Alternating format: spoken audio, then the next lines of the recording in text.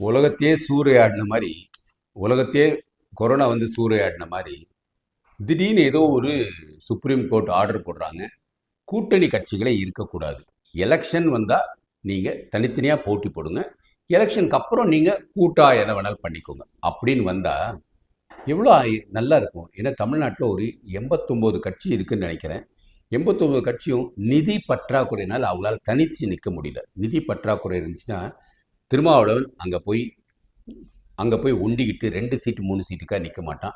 எப்படி சீமான் தனித்து நிற்கிற மாதிரி திருமாவளவனும் தனித்து 234 கேண்டிடேட்டும் தாழ்த்தப்பட்ட சமுதாயத்திலேருந்து இறக்குவார்.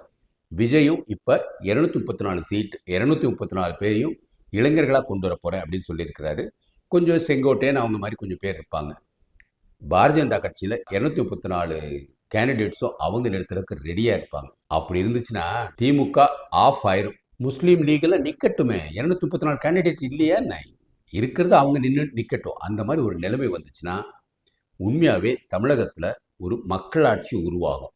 இல்லைன்னா இப்படியே நம்ம நாசமாக போய்கிட்டு இருப்போம். ஊழல் ஊழல் ஊழல்ட்டு நம்மளோட ஆறுகள்லேருந்து மண் வாழ்வாங்க. எங்கே பார்த்தாலும் தவறுகள் நடந்துக்கிட்டு இருக்கோம். எதையும் நம்மளால் கட்டுப்படுத்த முடியாது. ஆனால் எலெக்ஷனில் ஜெயிச்சதுக்கப்புறம் நம்ம அவங்க கூட்டணி இருந்துக்கிட்டோம், அதில் தப்பு கிடையாது.